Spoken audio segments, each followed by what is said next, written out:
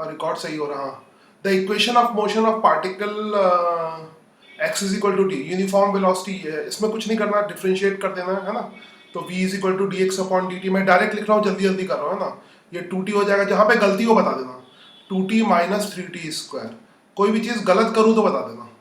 तो velocity 2t minus 3t square हो जाएगी। मैं सीधे कर रहा हूँ, v is equal to d x upon d t, ज़्यादा डिटेल में नहीं कर रहा हूँ है ना। ये ऐसे कर रहा हूँ जिन लोगों को आता है उनके लिए कर रहा हूँ।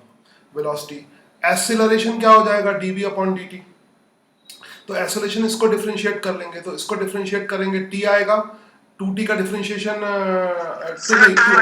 टू आएगा हाँ, 2t का डिफरेंशिएशन 2 आएगा, और इसका डिफरेंशिएशन कितना आएगा, -60 आएगा, -60 आएगा। तो ऑब्वियसली ये एक्सेलरेशन वेरिएबल रिटार्डेशन है, यूनिफॉर्म वेलोसिटी यूनिफॉर्म एक्सेलरेशन तो है नहीं, वेरिएबल एक्सेलरेशन है या रिटार्डेशन है वो देखना है, ठीक है। यूनिफॉर्म रिटार्डेशन है, वो यूनिफॉर्म मतलब ऑब्वियसली सी आंसर हो सकता है, ठीक है। यूनिफॉर्म तो कुछ भी नहीं है, तो यहाँ पे चेक करने की जरूरत ही नहीं होगा, वैल्यू पुट करके देख लो।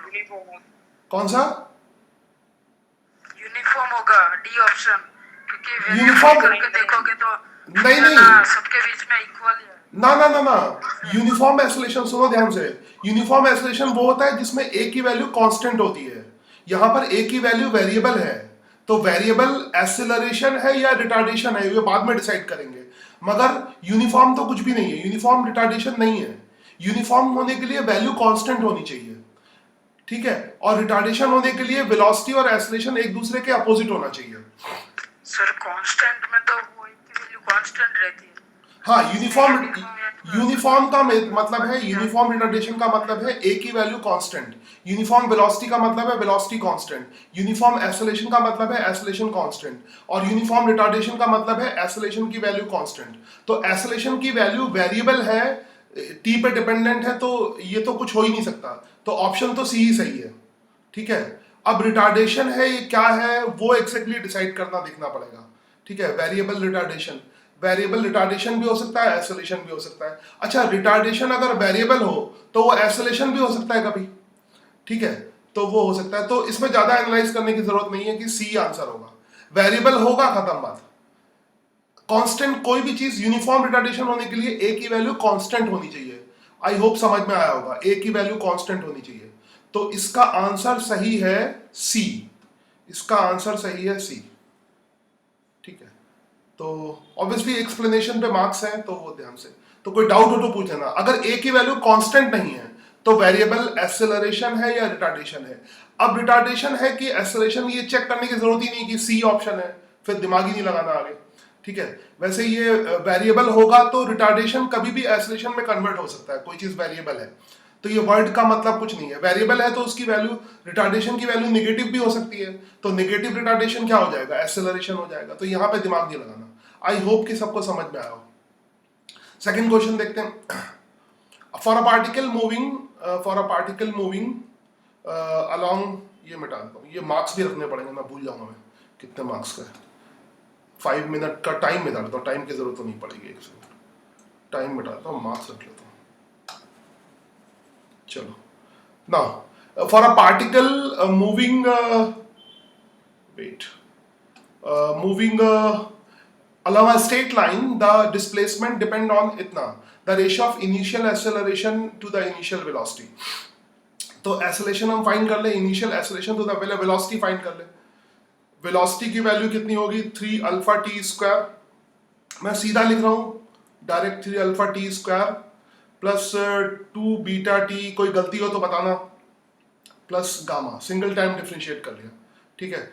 एक्सेलरेशन की वैल्यू हो जाएगी 6 alpha T, I hope it is correct, plus 2 beta, है ना, चेक करते जाओ।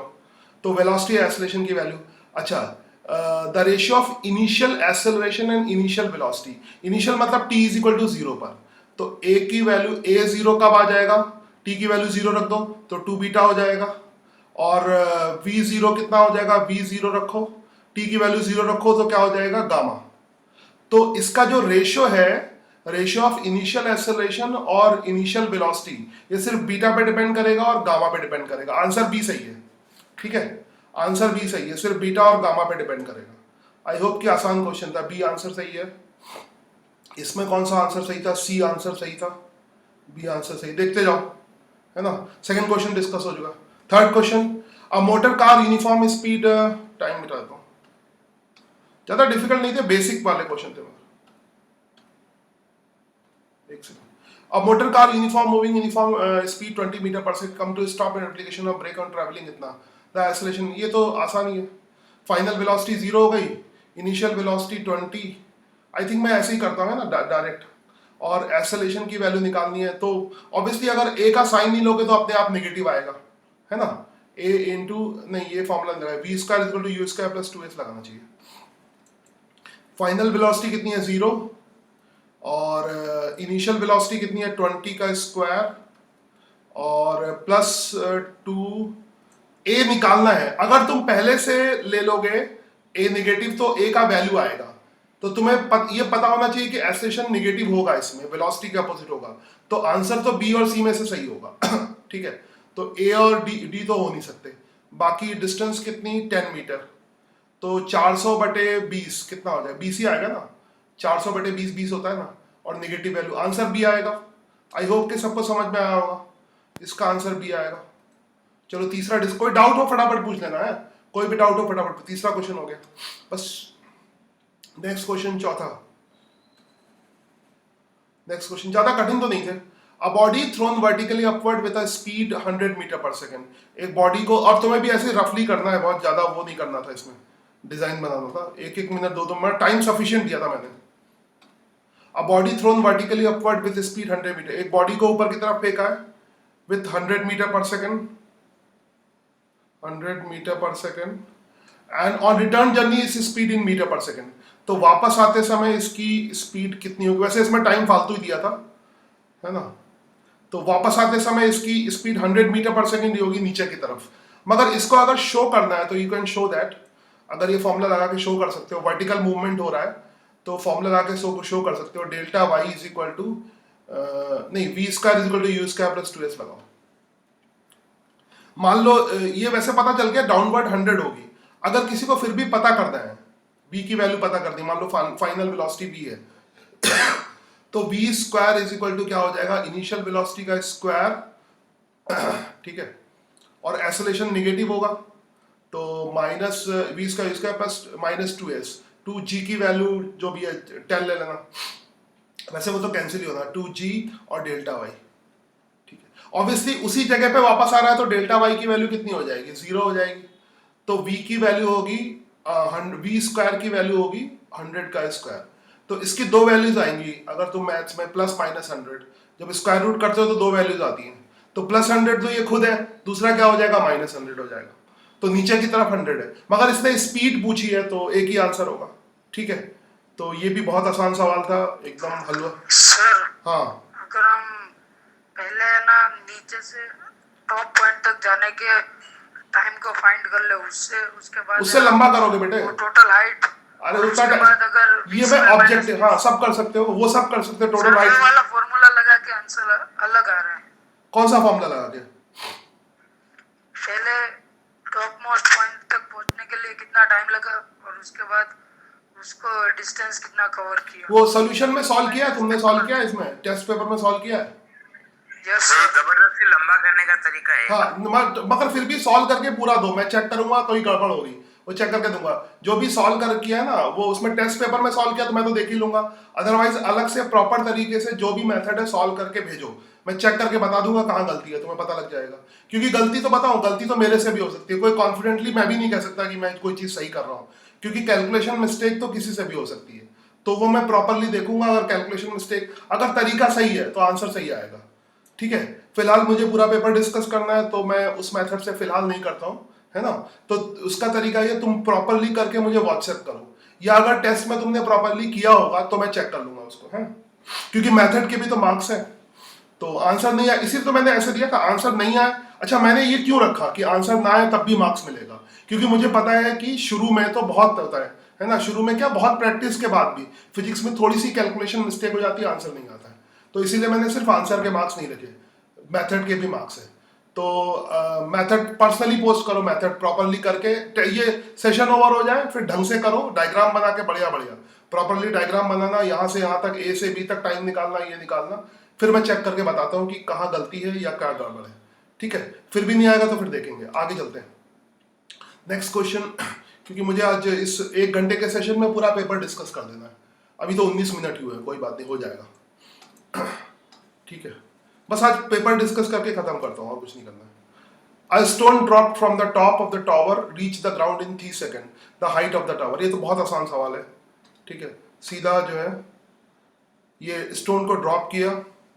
कुछ लोग इसमें डाउनवर्ड पॉजिटिव लेते हैं, मगर तुम अगर निगेटिव भी लो, जैसा रूल है ऊपर पॉजिटिव नीचे निगेटिव लो तब भी चलेगा, कोई फर्क नहीं पड़ता उससे, है ना। किसी भी चीज को ड्रॉप किया तो उसकी इनिशियल वेलोसिटी 0 होती है, छोड़ दो तभी, थ्रो करोगे तो इनिशियल वेलोसिटी 0 नहीं होगी, ड्रॉप करोगे तो इनिशियल वेलोसिटी 0 होगी, ठीक है। तो ये नीचे की तरफ डिस्टेंस कवर करेगा, ड्रॉप करेगा, ठीक है। तो वही हाइट ऑफ टावर होगी। अगर हाइट ऑफ टावर h है तो मैं फिलहाल ut plus half AT square use कर रहा हूँ, तो कभी कभी कलर भी चेंज कर लूँ। Minus h is equal to क्या हो जाएगा, माइनस क्योंकि नीचे की तरफ है ना, तो मैंने ऊपर प्लस लिया है, नीचे माइनस लिया है। कहीं तुम नीचे प्लस लेना तो प्लस h लेना, मैंने वही, मैं सिस्टम इसमें कंफ्यूज ना होने के लिए सिस्टम चेंज ही नहीं कर रहा हूँ, ऊपर प्लस लो नीचे माइनस लो, ठीक है, कुछ भी हो। और ut तो 0 हो जाएगा, प्लस हाफ, एक्सेलेरेशन कितना हो जाएगा, -10 ले लो, आंसर गैस कर लेंगे, और t का स्क्वायर, ठीक है।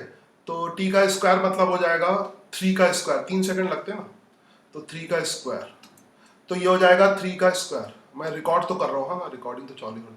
तो यहां से क्या हो जाएगा, ये हो जाएगा h इज इक्वल टू 90/2, 90/2, यानी आ जाएगा 45, यानी 9.8 लोगे तो 44 आएगा, ठीक है। सी ऑप्शन सही होगा, ठीक है। अगर g की वैल्यू 9.8 लोगे तो ज्यादा फर्क नहीं पड़ता है, 45 से 44 हो जाएगा, ठीक है।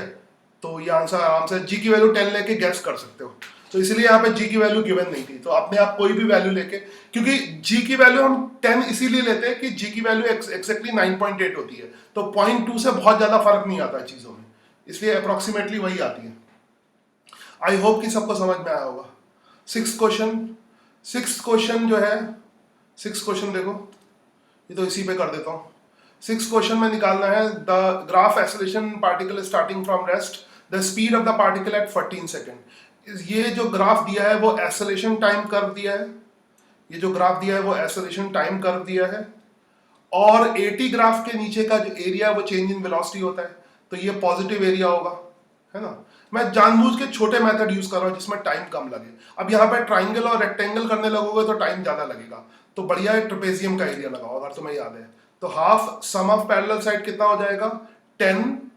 इसमें कोई मैजिकल शॉर्ट ट्रिक नहीं होती है ना, तो छोटी छोटी चीजें जो है, जैसे ट्राइंगल रेक्टेंगल जो 3 बार करेगा उसको टाइम ज्यादा लगेगा, 30 सेकंड 15 सेकंड जो भी है, मगर जो सीधे ट्रेपेजियम लगाएगा उसको टाइम कम लगेगा, तो वो ट्रिक दिखा रहा हूँ। यहाँ पे मेन पर्पज है मुझे जल्दी जल्दी सॉल्व करना, कि फटाफट कैसे सॉल्व कर सकते हैं, ठीक है। तो 10 में से 4 गया 6, इसीलिए देखते रहो, मुझसे गलती होने की चांसेस जल्दी में बहुत गलती होने की चांसेस। 10 में से 4 गया 6, और 0 और 12 कितना हो जाएगा, 12 ही हो जाएगा, तो 6 + 12, और distance between the parallel side कितनी है 4, तो ये हो गया 2 दूनी 4, 2 2 जा 4, और 12 6 18, 18 × 4 आएगा आई थिंक ना, 18 × 6 दूनी 12, हाँ 18 × 2 आएगा, 36 आएगा। आई होप कैलकुलेशन देख लो, है ना, 12 6 18, हाँ चेक कर लेना। अब नीचे वाला, ऊपर वाला पॉजिटिव होगा 36, नीचे वाला नेगेटिव होगा, ये वाला नेगेटिव एरिया हो जाएगा, तो ये कितना हो जाएगा, हाफ बेस इनटू हाइट, तो हाफ बेस कितनी है 2, और हाइट किसके बराबर, वो भी 2, मगर वो नेगेटिव होगा, तो 2 ये हो जाएगा। तो इसका मतलब एरिया अंडर 80 कर्व जो है चेंज इन वेलोसिटी होता है, स्टार्टिंग फ्रॉम रेस्ट है तो कोई दिक्कत नहीं, खाली चेंज इन वेलोसिटी लेना है। तो एरिया अंडर 80 कर्व क्या होता है, चेंज इन वेलोसिटी के बराबर होता है।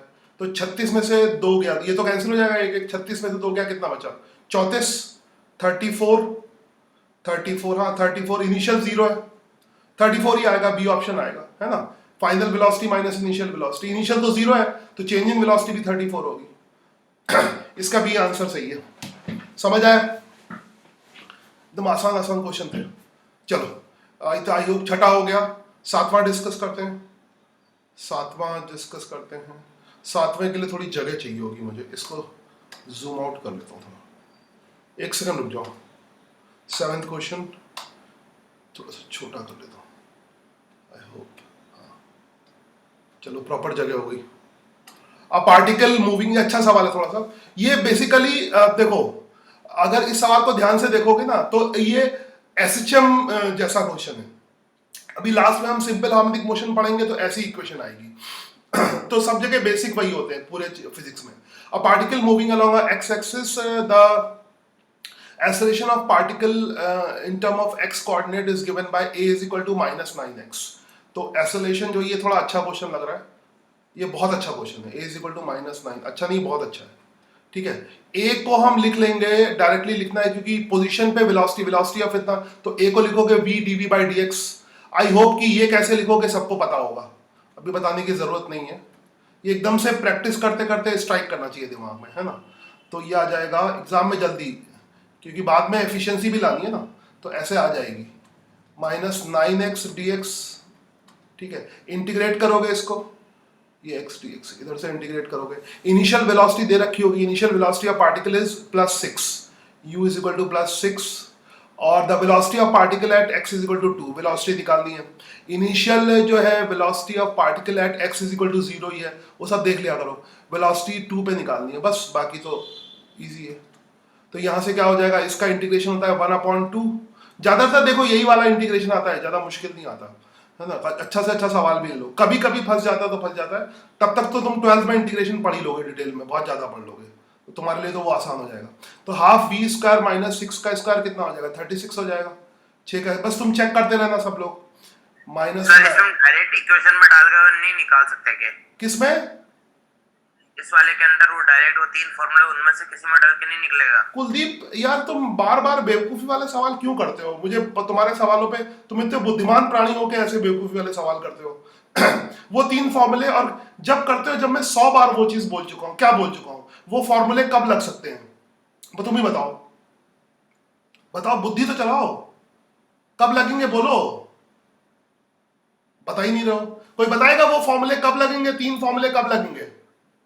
जब कोई एक चीज दी हुई हो। नहीं नहीं, कौन बताएगा भाई? सब कांस्टेंट होता है तब। हाँ, जब क्या कांस्टेंट होता है, क्या चीज कांस्टेंट होता है? हाँ, वैल्यू दी होती है तब। नहीं नहीं, जब क्या कांस्टेंट होता है? ये किसने बोला, क्या बोला भाई? कोई आंसर दो ना, क्या, जब क्या कांस्टेंट होता है? ये बोल रहा है एक्सेलरेशन, मैं बोला इसमें अगर 4 चीजें होती है एक फॉर्मूला तो 1 मिनट, ये एक्सेलरेशन कौन बोल रहा है? एक्सेलरेशन कौन बोल रहा है? वो रामलखन बोला था। हाँ, रामलखन सही बोल रहा है, रामलखन परफेक्ट बोल रहा है। रामलखन, फिर से बोलो, क्या कांस्टेंट होगा?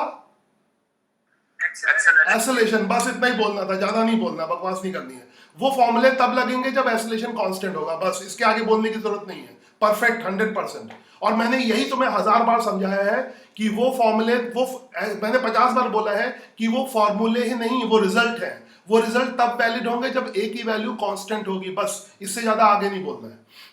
इतना ही है, ठीक है। और यहाँ पे ए की वैल्यू वेरिएबल है, तो इस तरह से ज्यादा फालतू की किताबें कुछ, इसलिए मैंने किताबों को मना किया, कुछ मत पढ़ो, जितना मैं सिखा रहा हूं उतना प्रॉपर तरीके से सीखो, ठीक है।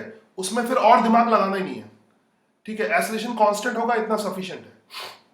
तो यहाँ पे एक्सेलरेशन वेरिएबल, और अगर एक्सेलरेशन कांस्टेंट ना भी, जैसे मैंने 50 बार बोला होगा, 50 बार तुम्हारे साथ, कि इसमें काइनेमेटिक्स में 2 ही चीजें हैं, a is equal to dv upon dt और v is equal to dx upon dt, और दोनों को मिला के बनता है a is equal to v dv by dx। ये हर जगह वैलिड होंगी, चाहे एक्सेलरेशन कांस्टेंट हो, कांस्टेंट में भी ये वैलिड होगा, ठीक है। ये हर जगह लगाओ। तो इसीलिए मैंने शुरू के जो सवाल हैं वो 3 फॉर्मूले लगा के, मैं भी कर सकता था ना शॉर्ट में, डायरेक्ट फॉर्मूले लगा के मगर इतना लंबा क्यों किया, जानबूझ के क्यों किया? इसीलिए किया कि तुम्हारी ये बुरी हैबिट होती है, जहां पर वेरिएबल एक्सेलरेशन हो वहां भी ए कांस्टेंट लगाने की, वो फॉर्मूले लगाने की, क्योंकि 3 फॉर्मूले इतना दिमाग में बैठ जाते हैं 10th क्लास से कि हर जगह वो वही लगाते हैं। इसीलिए मैंने पहले उसकी कंडीशनिंग चेंज की, उसके कि वो फॉर्मूले है ही नहीं, वो रिजल्ट है, वो a is equal to constant में लगेंगे, ठीक है। और जनरल रिजल्ट जो है v is equal to dx upon dt, a is equal to dv upon dt और a is equal to v dv by dx, ये हर जगह लगेंगे। आई होप कि समझ में आया हो। और अब ऐसी गलती मत करो यार, इतना पढ़ाने के बाद ऐसी गलतियां मत करो, ठीक है। कभी कभी भूल से निकल जाती है, सॉरी। नहीं, कभी कभी तो ज्यादा ही निकल रही है, ठीक है। ऐसी गलती करोगे तो फिर एग्जाम में फिर गड़बड़ हो जाएगी, तुम्हें ही नुकसान होगा, मुझे कुछ नहीं होगा। तो ऐसी गलतियां करना बंद कर दो। तो यहां से हो जाएगा एक्स स्क्वायर बाई टू, इसका इंटीग्रेशन हो जाएगा एक्स स्क्वायर बाई टू। ये प्योर लॉजिकल सब्जेक्ट है। खैर ये एक्स स्क्वायर बाई टू होगा, वैल्यू पुट कर दूं मैं इसको सीधे, पहले वैल्यू रख दूं, एक स्टेप और कर देता हूं, ठीक है। ये एक्स स्क्वायर बाई टू होगा तो ये आ जाएगा 0 इंटू 0 से 2 तक, ठीक है।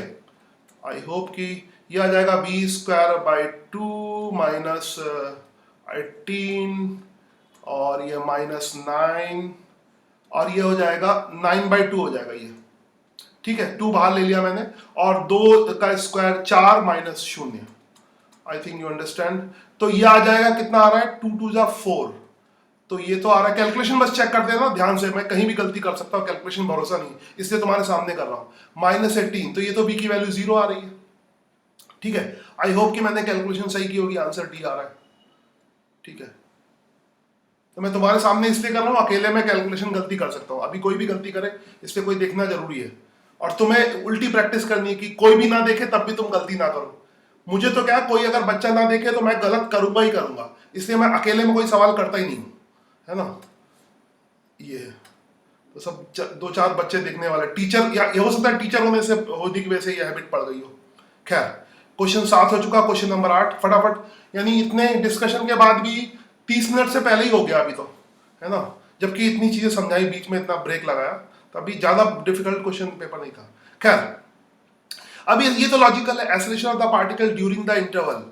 तो ये तो रुका हुआ है यहाँ पे, तो इस पोर्शन में तो 0 होगा, तो इस पोर्शन में ए बी पोर्शन में 0 4 ऑप्शन में दिया हुआ है, तो ये भी ऑप्शन, पहले ऑप्शन काटने की कोशिश करो कि जो पक्का हो ना उससे काटने की, मगर कोई ऑप्शन नहीं कट रहा है। चलो यहाँ पे क्या होगा, ये जो है ये वेलोसिटी टाइम ग्राफ है, तो टेंजेंट ड्रॉ करोगे तो वेलोसिटी की जो पॉजिटिव वैल्यू है वो डिक्रीज कर रही है, यानी वेलोसिटी की, हाँ पोजीशन टाइम वही, डिस्टेंस टाइम एक ही बात तो है। फिगर शो ग्राफिकल डिस्प्ले, हाँ एक ही बात है। जब कोई चीज पॉजिटिव डायरेक्शन में मूव करती है ना, तो अगर रिवर्स ना मारे, अगर x की वैल्यू कम ना हो, x की वैल्यू कम ना हो तो डिस्टेंस डिस्प्लेसमेंट बराबर होगा। डिस्टेंस डिस्प्लेसमेंट तब अलग होगा जब x की वैल्यू कम हो रही हो, उल्टा वो पलट तो डिस्प्लेसमेंट टाइम चलेगा।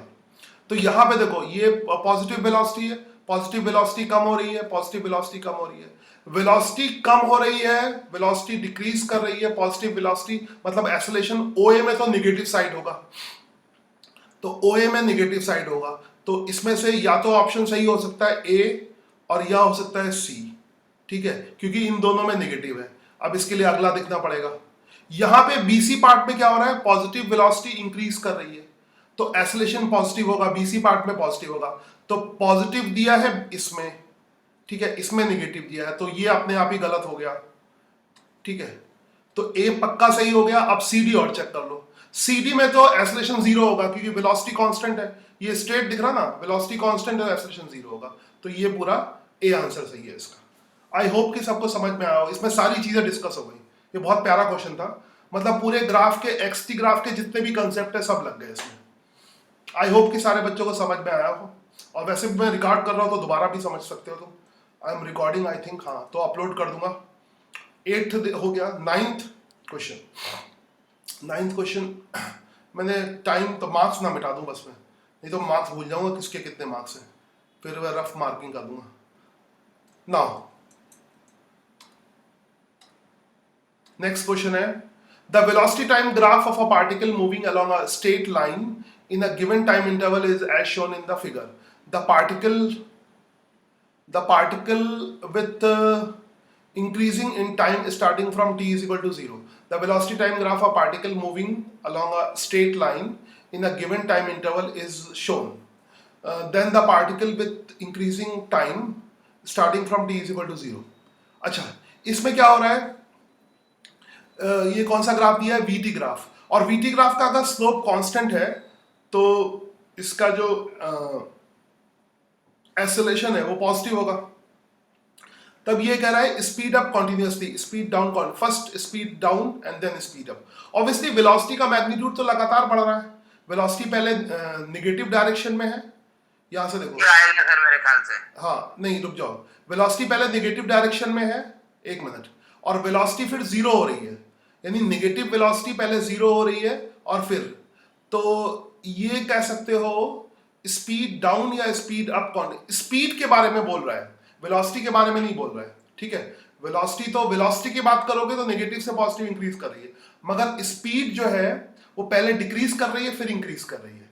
तो speed down and then speed up, है ना। वेलोसिटी बिल्कुल बेसिक है, वेलोसिटी पहले नेगेटिव में है फिर वेलोसिटी जीरो हो गई। वेलोसिटी का मैग्नीट्यूड स्पीड होता है, तो स्पीड पहले कम होगी फिर स्पीड बढ़ेगी। Speed down and then speed up, C option सही है इसका, I hope. And the last question है ना, a stone is thrown vertically upward, attain a maximum height 45 meter. In what time velocity of stone become equal to 1/2 of velocity of। तो चलो इसको थोड़ा सा जगह बना के, दो पार्ट है इसमें, वो करना पड़ेगा। लास्ट क्वेश्चन, बस आज मैं टेस्ट पेपर डिस्कस करके मीटिंग बंद कर दूंगा, है ना, बाकी कल करेंगे। बस टेस्ट पेपर डिस्कस हो गया टाइम वैसे, अब क्योंकि कोई चीज शुरू करेंगे तो लंबी जाएगी, तो आज इतना ही, कभी कभी छोटा भी कर लिया करेंगे सेशन। टेस्ट पेपर डिस्कस होना चाहिए बस, ये हो गया। आई होप कि एक सेकंड, तो आई थिंक 15 से अगर एफिशिएंट हो जाओगे तो सारे सवालों करने में 15 से 20 मिनट लगेंगे, और मुझे 30 मिनट लग रहा है, तो 1 घंटा बहुत ज्यादा दिया था। धीरे धीरे सवाल बढ़ते जाएंगे, टाइम उतना ही रहेगा। A stone thrown vertically upward attain maximum height 45 metre. तो स्टोन को फेंका है और मैक्सिमम हाइट वो 45 मीटर की अटेन करता है, तो ये मैक्सिमम हाइट पे उसकी वेलोसिटी जीरो हो जाएगी, ठीक है। तो फॉर्मूला लगा लो, फाइनल वेलोसिटी का square is equal to u square. U velocity नहीं पता है, इसकी वेलोसिटी यू है, तो यू स्क्वायर एंड हाइट पता है 45 मीटर, हाइट पता है 45 मीटर, तो वी स्क्वायर, जी नेगेटिव होगा -2g, h पॉजिटिव होगा, ऊपर की तरफ जा रहा है, ऊपर पॉजिटिव नीचे नेगेटिव, तो 45। तो यहां से आ गया u स्क्वायर की वैल्यू आ गई 90g, u स्क्वायर की वैल्यू आ गई 90g। आई थिंक g की वैल्यू बाद में g की वैल्यू 10 दे रखी है ऑब्वियसली, तो 900 आ जाएगी। अभी u स्क्वायर है ना, तो u की वैल्यू 30 आ जाएगी, ऑब्वियसली u की वैल्यू 30 आ जाएगी। तो in what time the velocity of stone become equal to 1/2 the initial velocity. तो बस अब तो ये गया, हाँ 1/2 इनिशियल वेलोसिटी के रहते हैं, मतलब इनिशियल वेलोसिटी कितनी है 30 है, तो 15 कब रह जाएगी, 15 मीटर पर सेकंड, है ना। इनिशियल वेलोसिटी कितनी है 30 मीटर पर सेकंड, ठीक है। तो फिर वही फॉर्मूला लगाओ, यहाँ पे 15 रह जाएगी, -15 नहीं लिखा है 15, तो ऊपर की तरफ है, टाइम तो मिटा ही दो, मार्क्स मिटा दिए मैंने इसमें, हाँ वैसे तो 5 मार्क्स का ही होगा ये। तो कितना हो जाएगा, वेलोसिटी 15, तो वेलोसिटी ऊपर की तरफ है 15, v is equal to u कितना है 30 ऊपर की तरफ है, माइनस एक्सेलरेशन नीचे की तरफ होता है, तो उसको याद रखो 10t, तो आई होप ये आ जाओगा, है ना।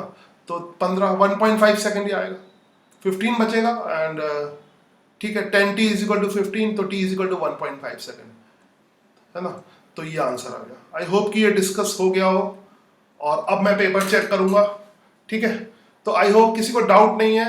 अभी पहला पेपर था इसलिए मैंने बहुत आसान दिया, अगला थोड़ा सा डिफिकल्ट होगा, नेक्स्ट संडे को जो टेस्ट होगा थोड़ा डिफिकल्ट होगा, और उसमें स्ट्रेट लाइन मोशन के भी क्वेश्चन आएंगे और प्रोजेक्टाइल मोशन के भी क्वेश्चन। तब तक शायद प्रोजेक्टाइल मोशन खत्म हो चुका होगा और तुम्हारी प्रैक्टिस भी पूरी हो चुकी होगी, ठीक है। तो ये है, तो इसको अभी भी वैसे प्रोजेक्टाइल मोशन में स्ट्रेट लाइन मोशन की तो प्रैक्टिस होगी, स्ट्रेट लाइन मोशन अलग से करने की जरूरत नहीं है, प्रोजेक्टाइल मोशन में काफी प्रैक्टिस हो रही है ना। तो आई होप कि किसी को डाउट नहीं, और टेस्ट सारे बच्चे जरूर अटेंड करेंगे, क्योंकि टेस्ट से पता लगता है। टेस्ट मत छोड़ो, भले ही बीच की एक आध क्लास छोड़ दो, ये छोड़ दो चलेगा, क्लास छोड़ दो क्योंकि वो सब रिकॉर्ड होता है, मगर टेस्ट नहीं छोड़ना, ठीक है। फर्स्ट टेस्ट था ये, नेक्स्ट टेस्ट नेक्स्ट संडे को ही करेंगे, संडे को ही सारे टेस्ट करेंगे, चलो, है ना। कोई डाउट नहीं है किसी को, मैं फिर बंद करता हूँ, रिकॉर्डिंग बंद करता हूँ और सेशन भी बंद करता हूँ।